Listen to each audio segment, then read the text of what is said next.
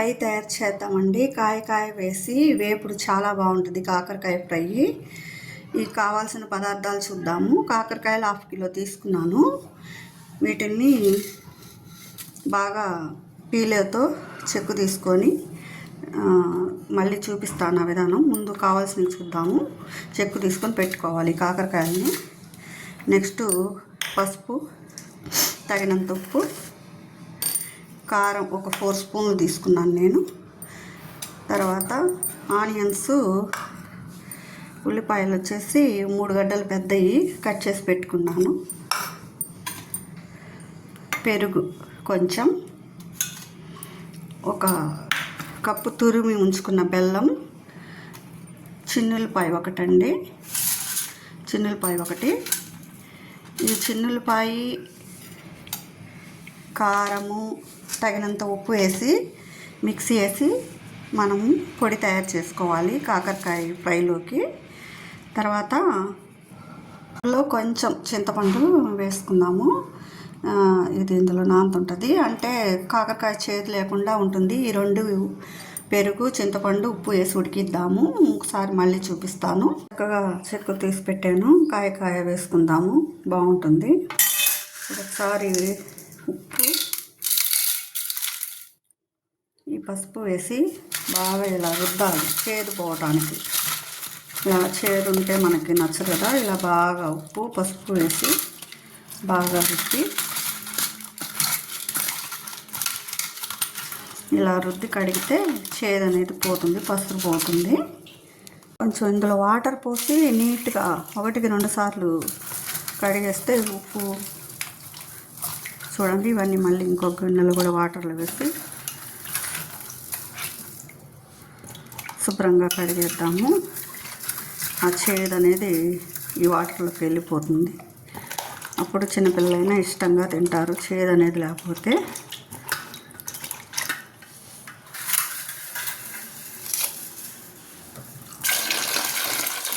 బాగా వాటర్ పోసి కడిగాం కదా. ఇప్పుడు ఇవి మనము ఈ దబరాలో వేసుకుందాము ఉడకబెట్టడానికి.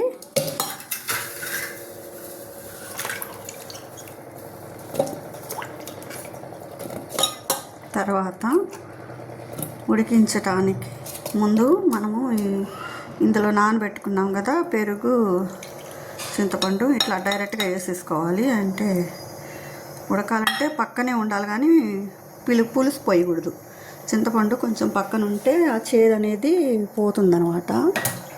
కొంచెం వాటర్ కూడా యాడ్ చేసుకుందాము.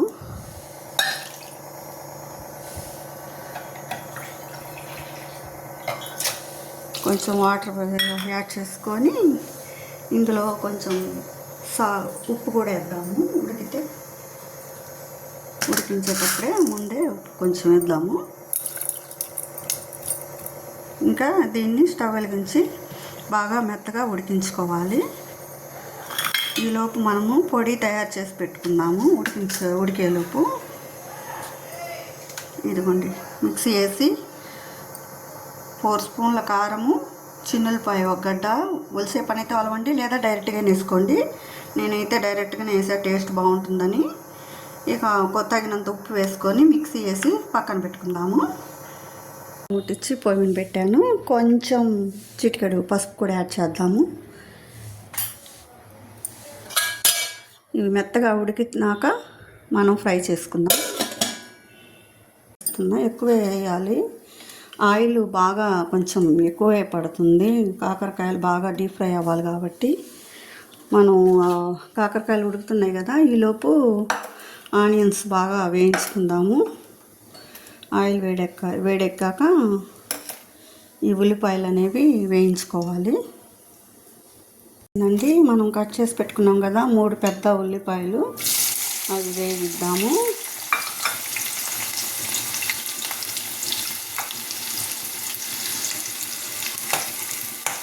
కొంచెం లైట్గా వేగిన తర్వాత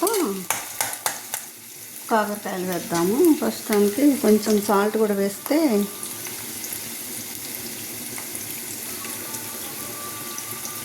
ఉల్లిపాయలు పడుతుంది, త్వరగా మెత్తబడటానికి అవకాశం ఉంది. కొంచెం సాల్ట్ వేసి వేయించుకోవాలి. ఎప్పుడైనా ఉల్లిపాయలు త్వరగా మగ్గిపోతాయి. చిమ్మిలో వేయించుకుందాము. హైలో అయితే మాడిపోతాయి, చిమ్మిలో వేయించుకుందాము. ఈలోపు కాకరకాయలు ఉడికినాయో లేదో చెక్ చేద్దాము.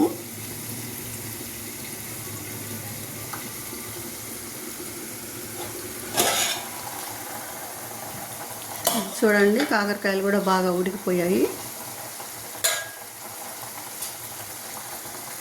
ఇలా నొక్కితే ఇది కుక్ అవుతాయి అన్నమాట. బాగా ఉడికిపోయాయి. ఎప్పుడైనా కాకరకాయలు మునగా వాటర్ పోసుకోవాలి. ఉడికిపోయాయి. స్టవ్ ఆపేసి వాటర్ వంచేసి మళ్ళీ చల్లని వాటర్ పోసుకొని మనము వాటిని తీయాలి, లేకపోతే చేయి కాలుతుందనమాట. నేను అన్నీ కొంచెం పొడుగ్గా ఉంటే ఆఫ్ చేసుకోవచ్చు. గట్టిగా ఇట్లా వాటర్ పిండాలి, ఇందులో కొంచెం కాలుతుంది. చల్లారాక చేయండి ఇది ప్రాసెస్. ఈ విధంగా అలా పిండిని అన్నీ ఇట్లా పక్కన పెట్టుకోవాలి.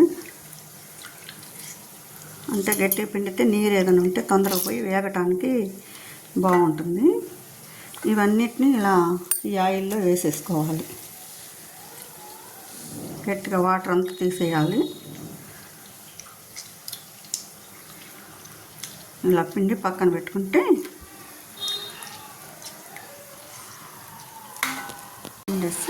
వేసేసుకుందాము. బాగా డీప్ ఫ్రై అవ్వాలి. ఉల్లిపాయ ముక్కలు కూడా లైట్గా వేగినాయి కదా, ఇంకా మొత్తం వేగిపోతాయి. కొంచెం టైం తీసుకున్నా టేస్ట్ బాగా అదిరిపోతుందండి. ఇవి బాగా మగ్గనిద్దాం. ఉల్లిపాయ ముక్కలు కూడా బాగా వేగాయి. ఇట్లా కొంచెం బ్రౌన్ కలర్ వచ్చేంత వరకు వేయించాలి. ఇవి తర్వాత మనము కారం వేసుకుందాము. ఇందులో చిన్నులపాయ కారం వేసాను. ఏం లేదు, ఇందులో చిన్నులపాయలు, కారం, ఉప్పు అంతేనండి. ఎక్కువ పడుతుంది. బాగా వేసుకున్నాము. ఇది కూడా బాగా ఒక 10 నిమిషాలు మగ్గనిద్దాము. బాగా వేగిపోతుంది.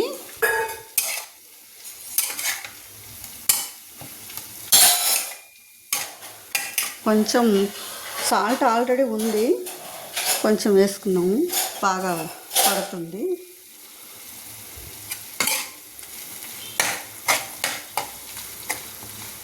ఓకే అండి, మూత పెట్టుకున్నాము. ఒక 10 నిమిషాలు మగ్గిన తర్వాత బెల్లం పొడి చల్లుకుంటే కాకరకాయ చేదంతా పోయి చాలా టేస్ట్ బాగా ఉంటుంది. ఇట్లా మూత పెట్టి మగ్గనిద్దాము. కారం పడుతుంది.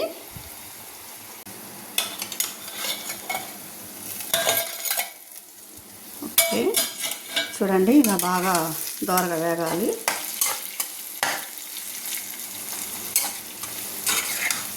ఇది బాగా 3-4 డేస్ ఫ్రిడ్జ్ లేకపోయినా విడిగా కూడా ఉంటుందండి. చాలా బాగుంటుంది. అసలు చిన్నప్పుడు నాకు కాకరకాయ చేదు, నాకు తినబుద్ధి కాదు. అసలు ఏం చేదు తింటామా అనుకునేదాన్ని. ఈ కర్రీ మాకు తెలిసిన ఒక చూపించిందండి, పొదిల్లో ఉండే దగ్గర. నేను ఆమె దగ్గర నేర్చుకున్నాను వంటకము. అసలు ఏంది కాకరకాయ ఎంత బలము, నేను చూపిస్తానని ఈ ప్రాసెస్లో చూపించింది. ఇక అప్పటి నుంచి మా పిల్లలు కూడా ఇష్టంగా ఇదే చేయమంటారు.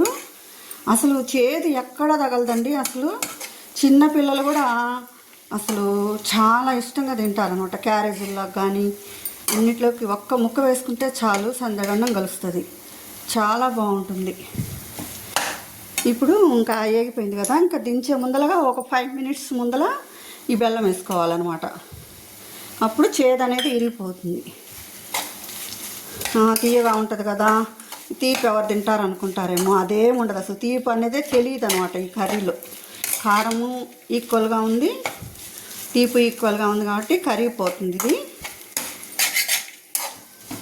మళ్ళీ ఒక 5 మినిట్స్ ఇంకా మూత పెట్టి, ఇంకా ఆ బెల్లం అంతా లైట్గా ముక్కలు ఉన్నాయి కదా, అవి కరుగుతాయి అనమాట ఈ మూత పెడితే ఆవిరికి. అప్పుడు కర్రీ అయిపోతుంది. సరే అండి, ఇంకా బాగా మగ్గిపోయింది. చూడ అట్లా ఆయిల్ బయటకు వచ్చేసింది కదా.